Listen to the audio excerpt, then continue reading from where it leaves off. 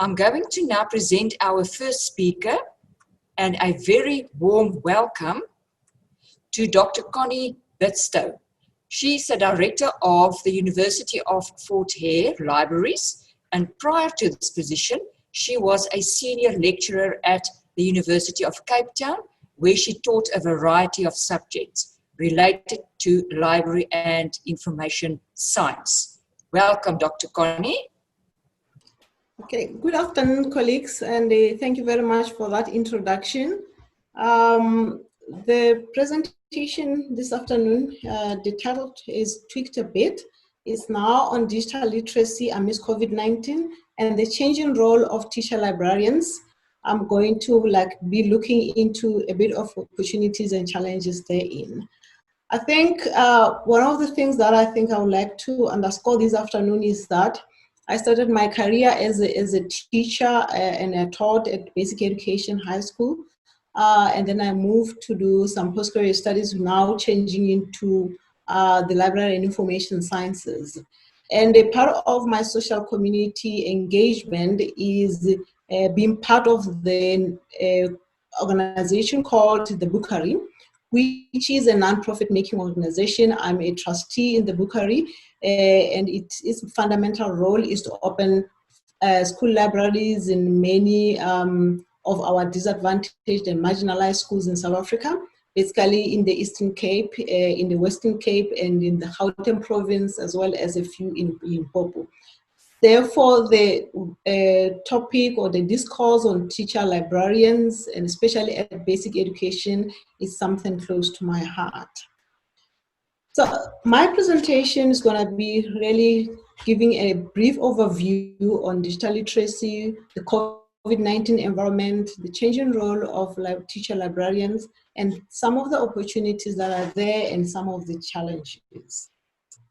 So I think to start with, we are focusing on digital literacy. Therefore, it's one thought that it will help to look into the evolution of the global internet traffic for several years. I took this from the Digital Economy Report, whereby they're underscoring that in 2002, there was 100 gigabytes per second. The traffic moved and has improved and increased in 2007, in 2017, and it is predicted that it will be 150,700 gigabytes per second around 2022.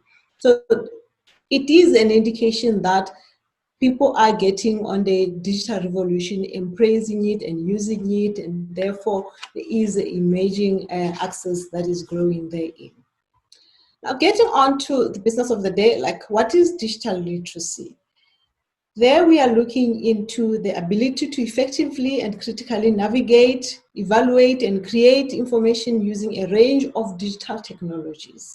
It requires one to recognize and use power of digital technologies, and to have a set of attitudes, understanding, and skills to handle and communicate information and knowledge effectively in the digital environment. We also saw that whenever we are talking about digital literacy, in the literature, time and again, the ability to locate information, the ability to evaluate, use, and create new content altogether is also part of the digital literacy. And as well as understanding and use of information in multiple formats, and that is ranging or coming from a range of resources, and that are usually preserved or accessed via computers or any other technological devices.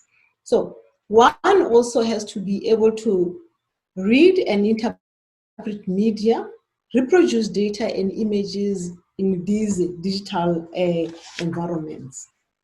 There are some elements of literacies, digital literacies, but I was intrigued by this one of JICS, where they are articulating 7 elements of literacies, of digital literacies, or some skills that are actually associated with digital literacies.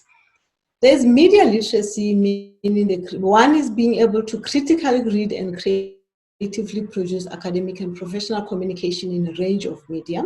There's also information literacy within it. There's also digital scholarship, being able to participate in emerging academic professional research practices that depend on digital systems. And of course, one cannot be talking about digital literacy without impinging on learning skills, especially those lifelong learning skills and ICT literacy, where one is able to adopt, adapt, and use digital devices, their applications and services to solve their problems, to navigate through their daily life information needs, and to be able to have a career and identify and be able to communicate and collaborate in that space.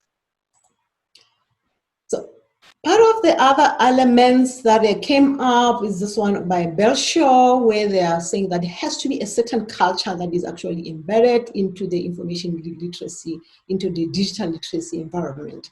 There's also being cognitive, there's also the constructive elements of how to use the data, how to use the information and knowledge, how to communicate, and one also cannot be digital literate if they're not confident and confident that they belong to the digital revolution and the digital dispensation. Equally important is the creativity therein and being critical, evaluating, knowing oneself, knowing others, and knowing sources, and critically evaluating the information as one goes along. As well as a civic participation, one being civic and being able to understand the moral obligations, the ethical obligations, and the legal obligations of using data, information, and knowledge. Talking about digital skills and digital literacy, I think maybe a distinction between the two could help. Like when somebody knows something, that is considered as a skill, but when one knows something and is able to apply and understand it and apply it into another context, that is now being illiterate. I would like to refer back to Maria's presentation or that picture of the umbrella. Using an umbrella, one knows an umbrella, and then but using that umbrella to be able to apply it in the context of harvesting water to water plants in other scenarios is actually quite intriguing and interesting. So. And then the other aspect is knowing how to create something, but understanding how one can use that facility is also quite linked to literacy, as well as knowing how to borrow books instead of like as opposed to or against why if certain books cannot be borrowed, and the importance of digital rights management is also something affiliated with literacies. So there are different examples here. I was just underscoring and highlighting that the differences they are there between the digital skills and the digital literacy. There is also the digital literacy aspect and the impact on user adoption. As we use digital technologies and acquire the digital literacy, and there is going to be some impact on us, on those around us that we collaborate with and to look into. So some here, I think the emphasis is that of creativity, the art of that one of the art of curating information, the one of electronic safety, practical and functional skills that are associated with digital literacy, and also proficiency in communication, as well as collaboration, critical thinking and evaluation coming up again, and also the cultural and social understanding of our societies.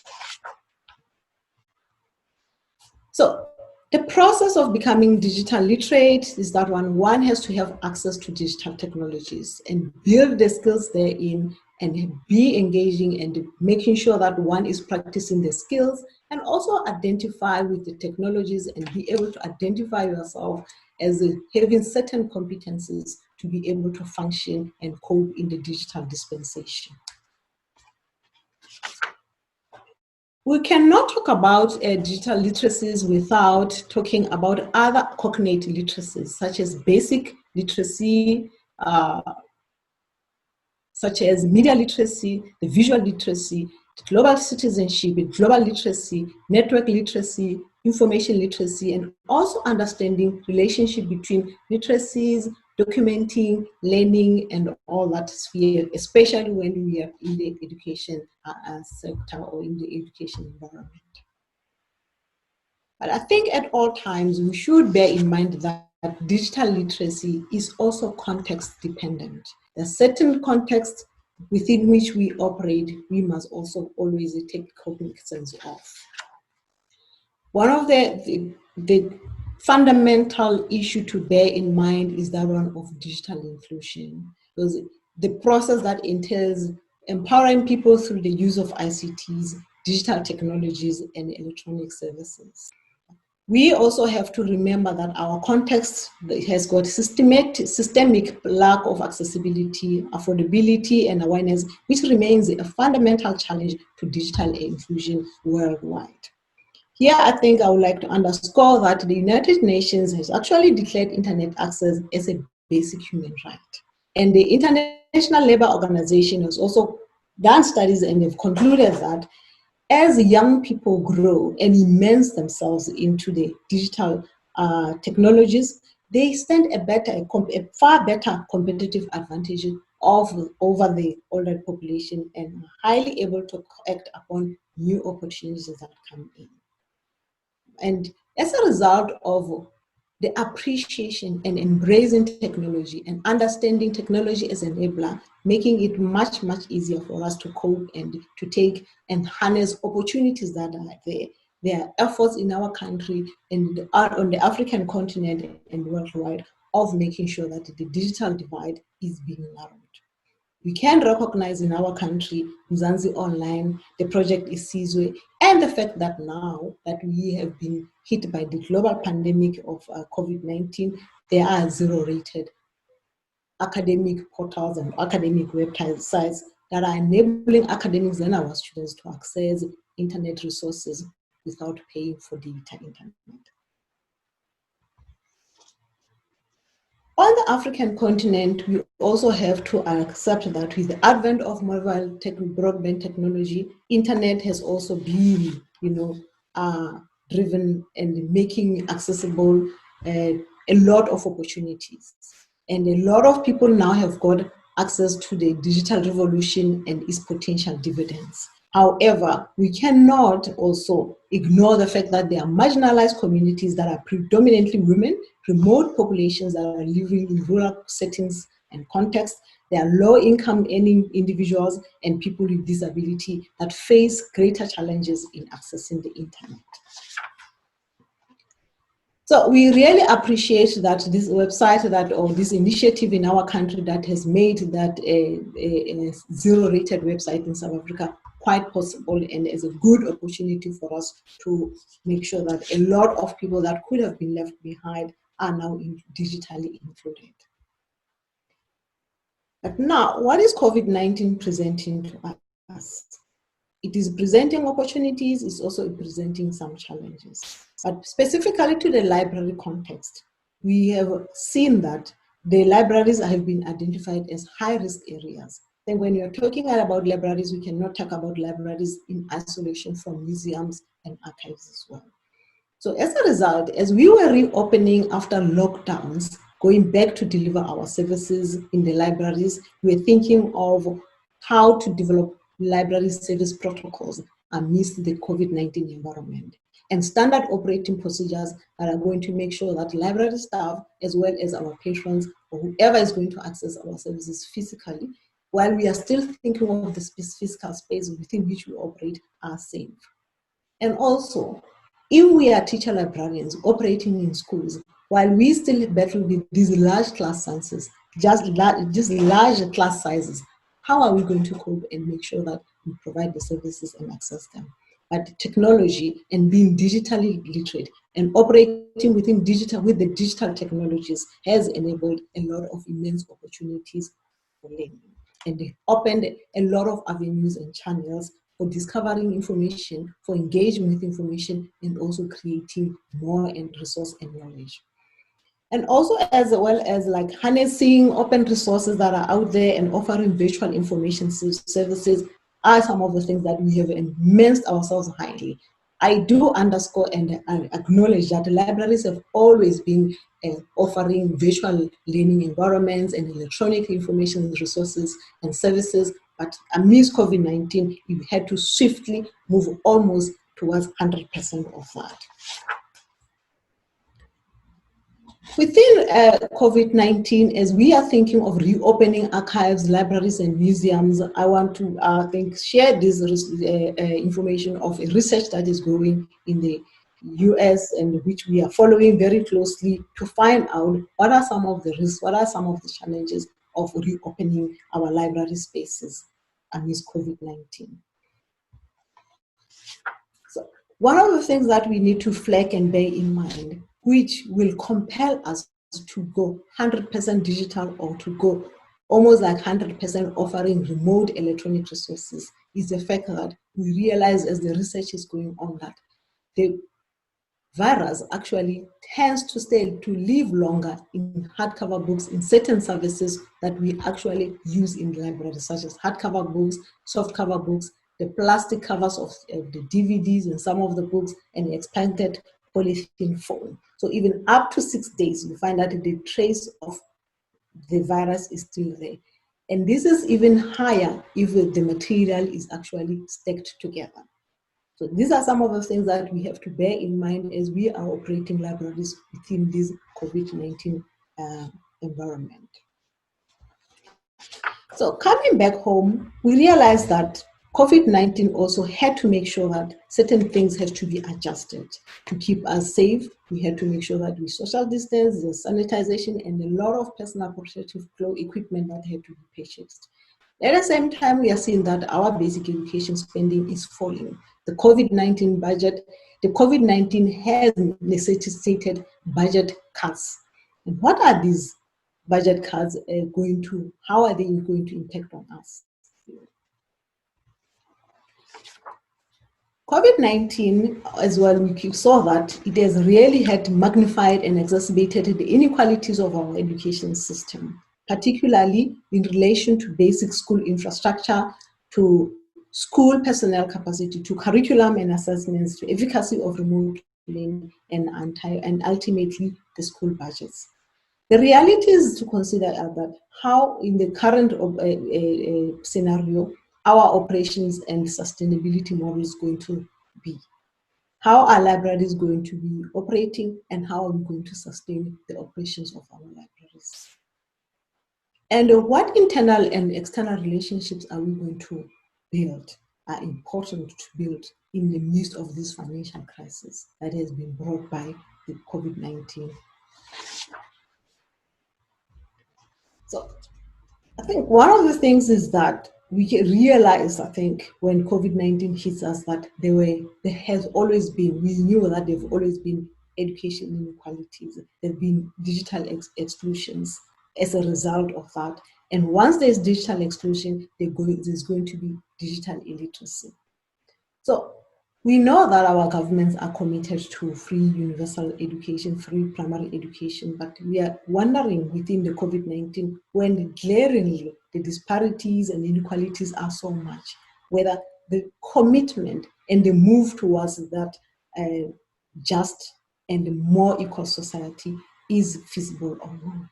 As we recover from COVID-19 and barely sustaining livelihoods hampered by the pandemic, the budgets that are cut by the basic education and the governments at large, really we are wondering, when are we going to attain the justice and the equality in the education systems? So ironically, also the school intervention programs have to deal with the pandemic, are also probably going to come at the expense of the constitutional right to basic education that is equal and that has got some dignity. Of course, I think there are also, disparities in the sense that there will always be those schools that have got resources and are coping very well, but at the same time, we do have those schools that are under-resourced and not coping, barely coping to attain their own curriculum or objectives this year. The teacher librarians have been having changing roles prior to the pandemic, but now I think that has been the norm and part of their life. They've been responsible for digital and cognitive literacies, for information services. They are also curriculum leaders in a way. They are also partners in inquiry-based learning and the instructional partners generally. They are information specialists, they are content managers, They're advocating for fiction and non-fiction reading and a lot of other readings in the library. There are also librarians as well. They are also responsible for copyright clearance, welfare of intellectual property, especially when one is thinking of digitalizing or digitalization of the resources. They are also somehow from time to time finding themselves taking the role of solving students' computer glitches here and there as they come in and go. So talking about this changing role, what are some of the concerns in Africa? There's a concern around a lack of adequate digital skills among librarians and also some of their patrons. There's also low basic information literacy levels somewhere within the population, while there are those that are actually highly information literate and digital literate and highly competent in many literacies. We still have that divide or that gap there. There are also some constraints in learning technological skills. There are also limited provision of advanced technological information services, as well as limited digital facilities, poor infrastructure, lack of connectivity, and time and again, the energy challenges such as the electricity, which makes our devices to be functioning.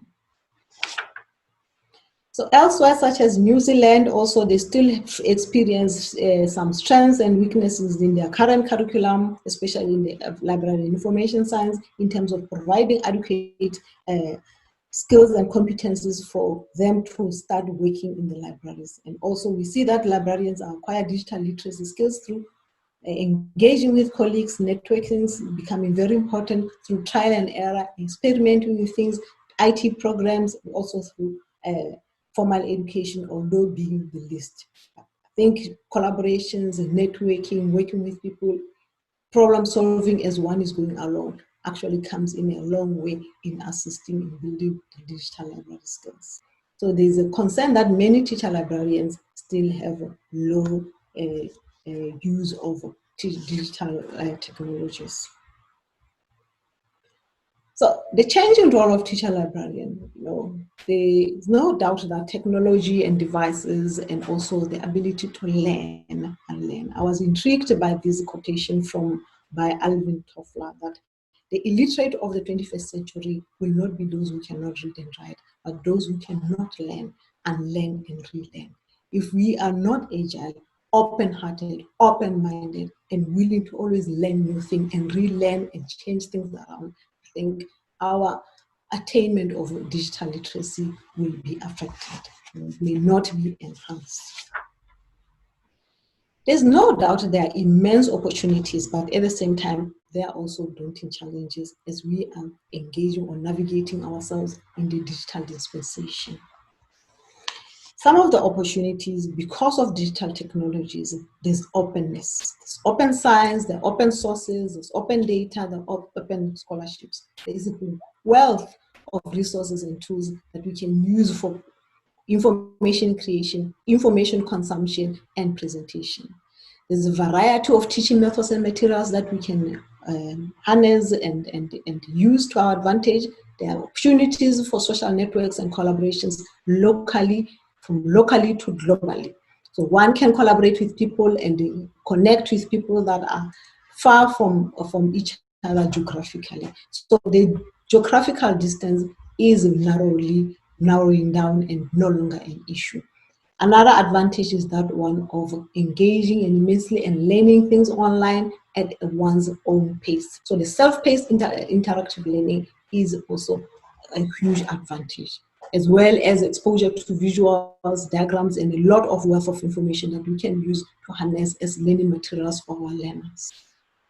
As software engineering is advancing, we see that application programming interfaces and search algorithms are also growing and advancing.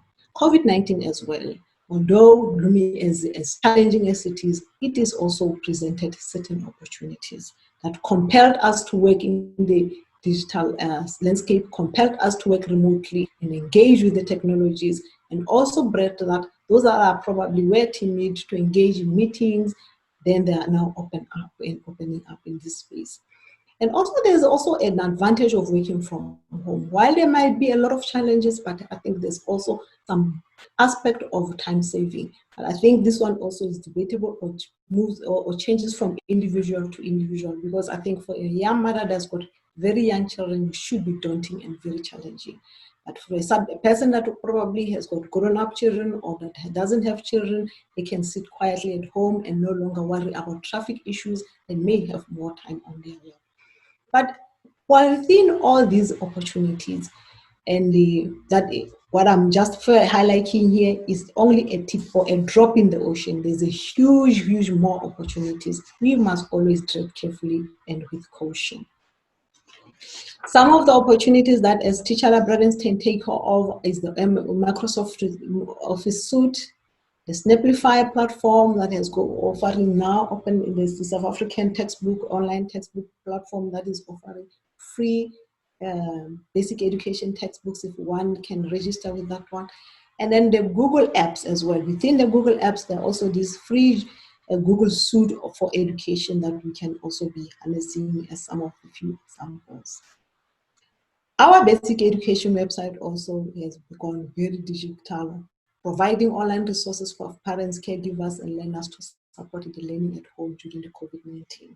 Study materials, multimedia resources, and reading material of various kinds. Elsewhere, for instance, in Africa, in Kenya, we see technologically enhanced education, and that is transforming individual and unlocking human potential. There's a lot of creativity that is happening in the digital dispensation. There are challenges equally. The disconnection, the exclusion, and marginalization of the digital divide of certain people within the digital revolution is potential dividends. We cannot never ever emphasize the digital divide and its impact. There are also challenges around cybersecurity, challenges around diminishing budgets. There are also challenges around COVID-19. While it presents certain opportunities, it is also coming with enormous challenges. And also within that digital dispensation, there are also challenges about managing overload and noise from pop-ups and adverts as one is navigating the data and the information and the knowledge with our digital technologies. We are also identifying oneself and others that are working with, and these pertinent resources in this huge maze of resources is a challenge that needs us to actually be digitally literate. It is time consuming. I think another thing is within the digital dispensation, how are we keeping up and how are we remaining relevant as individuals and also as librarians? I think towards concluding, I thought like I'm having these pertinent questions or key things that I actually asking myself and also thinking of doing research along. As we are in the digital dispensation, as we are navigating this digital technologies and trying to be technologically savvy or digitally savvy, to what extent as teacher librarians do we possess the data, the information, the knowledge-based competencies? To what extent do as teacher librarians possess digital competencies to apply security measures to protect digital contents? Through what means do teacher librarians acquire digital literacy skills? What are the challenges that we encounter as we are actually implementing the digital skills that we have? How can as teacher librarians contribute to the discourse on sustainable digital school libraries or multimedia centers amidst COVID-19? How do teacher librarians demonstrate value by showing the impact of libraries or the media centers on digital literacy and cognitive literacies, that they're relevant and in their teaching and learning environment in the schools? Should schools need to consider juggling and prioritizing financial resources? How are we going to make sure that we remain relevant and we stay contributing as school libraries or media centers? Wrapping up, we need to look into how our school libraries and multimedia centers are going to thrive in the current basic education funding landscape and the potential conditions that are impacting on the school libraries or the media centers. Over and above technology and imperative literacies, the future of libraries also realize that it is also depending on the ubiquity of our personal skills, our agility and problem-solving attitude, our creativity, which includes innovative managerial research skills, oriented behavior, as well as technologically dominant pragmatic techniques.